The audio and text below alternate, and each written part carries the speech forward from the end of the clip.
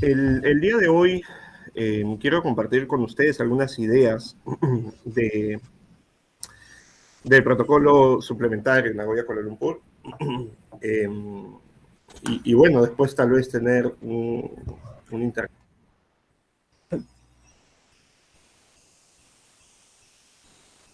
En el 2010 se aprobó este protocolo, se acordó el texto del protocolo. Como ustedes recuerdan, muchos de ustedes estaban en ese momento ya en el grupo técnico de bioseguridad y recordarán pues las discusiones, las negociaciones, ¿no? Y Perú, o sea, vale decir que Perú tuvo un protagonismo importante en las negociaciones de este protocolo, ¿no? Eh, ¿Se me sigue escuchando, David? Sí, perfectamente.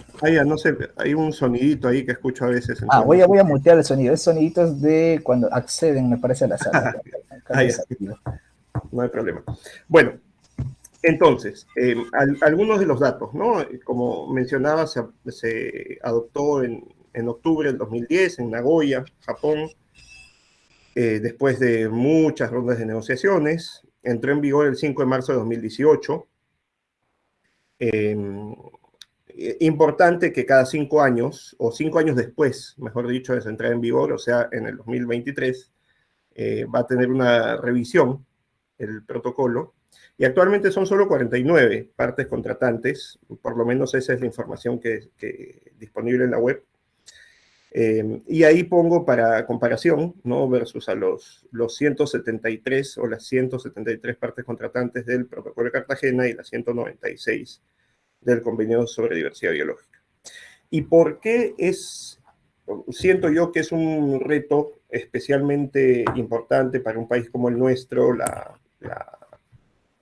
implementación de este protocolo? Porque hay 18 referencias en el texto del protocolo de aspectos que se van a definir a través de la legislación nacional. Es decir, que el protocolo da un cierto rumbo de hacia dónde tendría que ir la implementación del protocolo en todos los países contratantes, pero manda a que la especificidad eh, sea definida a través de la legislación nacional que implemente el protocolo o la legislación nacional ya existente que pueda ser eh, compatible con lo que dice el protocolo suplementario en Nagoya Kuala Lumpur. Y bueno, antes de entrar a esto, porque claro, tal vez yo me adelanté un poco, pero antes de entrar a eso, muy brevemente, para todos estar en la misma página, como todos ustedes saben, Perú forma parte ya hace varios años del protocolo de Cartagena. El protocolo de Cartagena es digamos, el único tratado internacional vinculante que regula específicamente la bioseguridad o seguridad de la biotecnología moderna, que básicamente lo que intenta establecer son reglas y procedimientos para regular el movimiento transfronterizo o la utilización, uso de organismos biomodificados cuyo origen es un movimiento transfronterizo, ¿no? Entonces establece una serie de reglas sobre cómo debería suceder esto, también reglas diferenciadas para determinados usos de organismos vivos modificados, y creo que todos hemos aprendido mucho sobre estos usos, por ejemplo, a través de la implementación de la ley de moratoria, ¿no? Eh, pero al negociarse el protocolo de Cartagena, no se llegaron a acordar eh, cuáles serían las medidas para la responsabilidad y compensación. Entonces, en el artículo 27 del protocolo de Cartagena se establece que las partes contratantes del protocolo iban a comenzar iban a iniciar negociaciones sobre responsabilidad y compensación, y es de ahí que nace la negociación posterior a la adopción del protocolo de Cartagena, las negociaciones para acordar un texto que finalmente resulta en el protocolo de Nagoya Kuala Lumpur, que es suplementario al protocolo de Cartagena. ¿no? Entonces, básicamente lo que hace el protocolo de Cartagena es el protocolo en Nagoya Kuala Lumpur, perdón, es establecer estas medidas. ¿Cuáles son las medidas comunes que adoptarían los países contratantes del protocolo suplementario ante daños o daños potenciales de los organismos vivos modificados a la diversidad biológica, teniendo también en cuenta sus impactos en la salud humana, ¿no? Entonces, el protocolo, si bien no es tan extenso como el protocolo de Cartagena, tiene varios artículos, pero siento yo que el enfoque principal o los aspectos principales en los que nos podemos enfocar son dos: definiciones y conceptos y medidas de respuesta, ¿no? No significa que para el protocolo de Nagoya Kuala Lumpur se puedan dar reservas, no se pueden dar, se tiene que implementar todo en su conjunto, pero quería enfocarme en lo que creo que es probablemente lo más desafiante, ¿no? Y lo más desafiante para nosotros, teniendo en cuenta que contamos con normativas sobre seguridad de la biotecnología moderna. Dejando a un lado por el momento la moratoria, contamos con una ley y un reglamento desde hace muchos años, ¿no? Más de 20. Entonces, ¿cómo logramos adaptar? También teniendo en cuenta que, como ustedes saben, en el contexto del Grupo Técnico de Biotecnología, se ha discutido en innumerables ocasiones la necesidad de modificar la ley 27104 y, por lo tanto, su reglamento. Entonces, para priorizar, vayamos a definiciones y conceptos y medidas y respuestas. Medidas de respuesta, ¿no? Claramente, una de las definiciones más importantes, probablemente también más difíciles a las que se llega, es qué es un daño, ¿no? ¿Qué consideramos como un daño en el contexto del protocolo suplementario en Nagoya Kuala Lumpur, ¿no? Claramente, como hemos dicho, el Nagoya Kuala Lumpur proviene del protocolo de Cartagena y asimismo el protocolo de Cartagena nace del convenio sobre diversidad biológica. Y el convenio sobre diversidad biológica tiene 3 objetivos y 2 de esos 3 son los que están aquí en la definición del daño, que es la conservación de la diversidad biológica y la utilización sostenible de la diversidad biológica. Entonces, este concepto recoge los objetivos del Convenio sobre Diversidad Biológica y establece que un daño es un efecto adverso en justamente esos 2 objetivos, ¿no? Con la adición de tomar en cuenta los riesgos para la salud humana, ¿no? Y pone condiciones para ese efecto adverso, ¿no? Que es que pueda medirse, donde haya referencias científicas establecidas y reconocidas, ¿no? Y donde este efecto adverso sea significativo. Pero entonces, la primera pregunta que salta aquí, entonces, ¿qué es un efecto adverso? ¿No?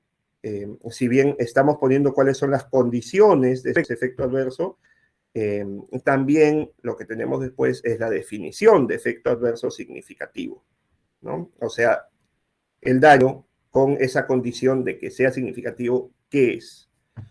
¿No? Y aquí tenemos cuáles son las condiciones para que sea considerado un efecto adverso significativo, ¿no? Cambio a largo plazo permanente, la amplitud de estos cambios a nivel cualitativo o cuantitativo, la reducción de la capacidad de los componentes de la diversidad biológica para proporcionar bienes y servicios, y la amplitud de cualquier efecto adverso en la salud humana, en el contexto del protocolo, ¿no? Entonces aquí ya tenemos estas primeras definiciones que nos dan un poco el contexto, el panorama de lo que estamos buscando, ¿no? Porque básicamente lo que este protocolo suplementario busca es que o se evite el daño, ¿no? Que se pueda identificar tempranamente que este daño se va a producir y se tomen las medidas de respuesta para evitarlo, o que una vez producido se adopten las medidas de respuesta inmediatamente, ¿no? Ese es el centro de este protocolo suplementario.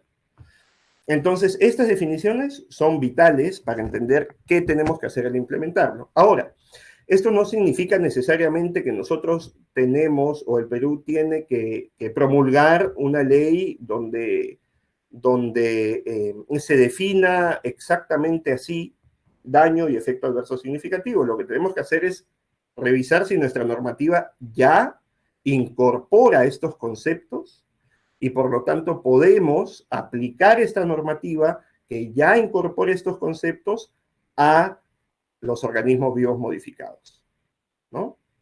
Y en esto también es claro el protocolo suplementario. El protocolo suplementario no manda que necesariamente se tenga que establecer una normativa específica, sino que pueda ser también implementada a través de normativa existente. Pero esa normativa existente tiene que concordar con estas definiciones que brinda el protocolo suplementario.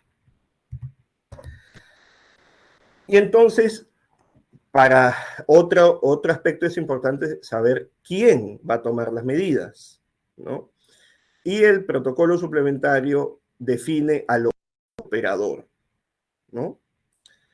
El operador es que tiene que tomar las medidas de respuesta, pero aquí establece una lista pues amplia, ¿no?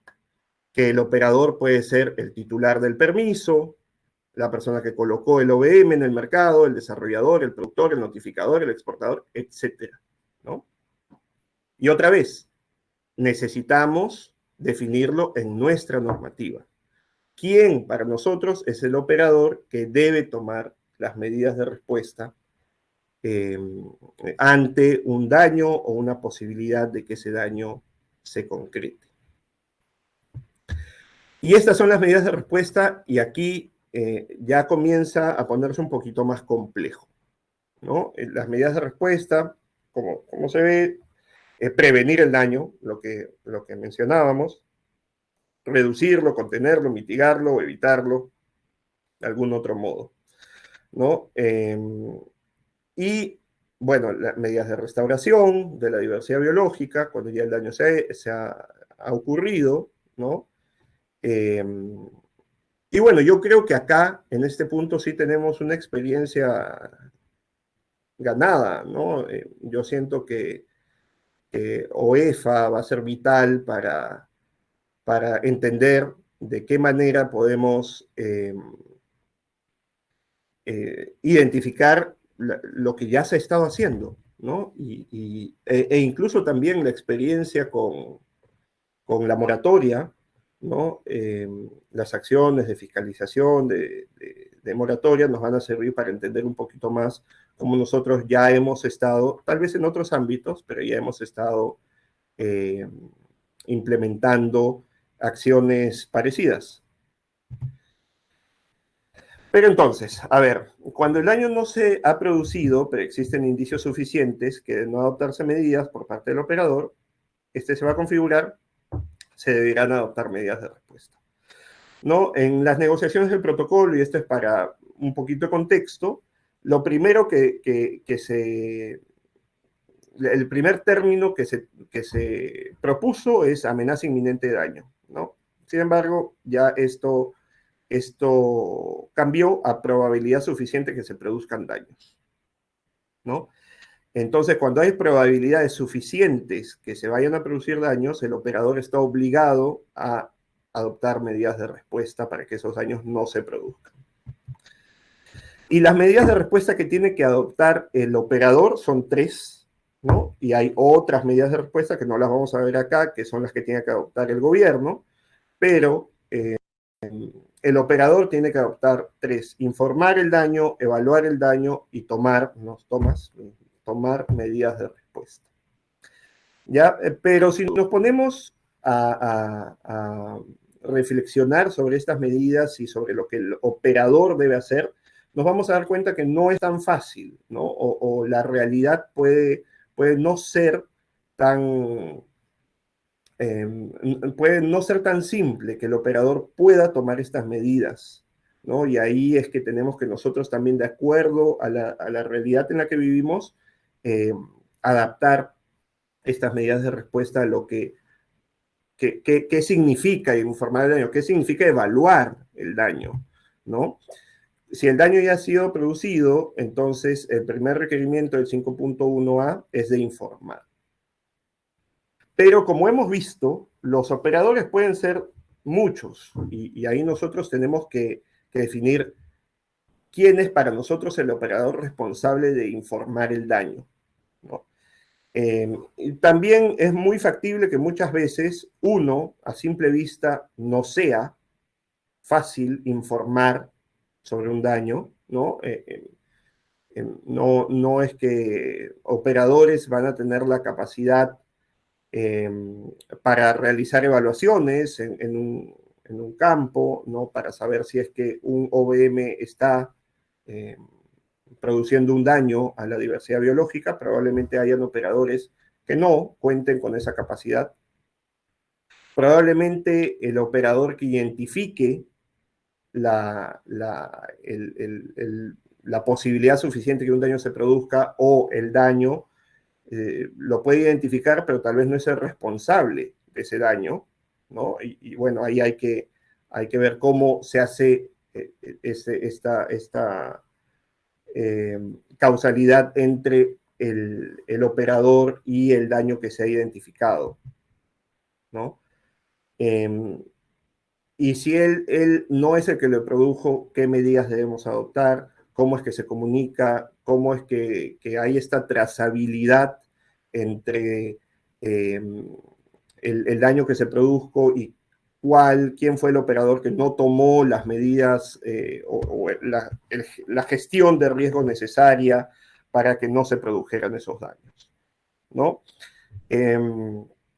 Pero si se logra identificar y se informa a la autoridad cómo se procede, ¿no? Se procede inmediatamente, se procede, se espera que la autoridad haga una supervisión, ¿no? Y otra vez, yo creo que acá tenemos, tal vez en otros ámbitos, experiencia ganada que podemos también volcar en la implementación de este protocolo en el país.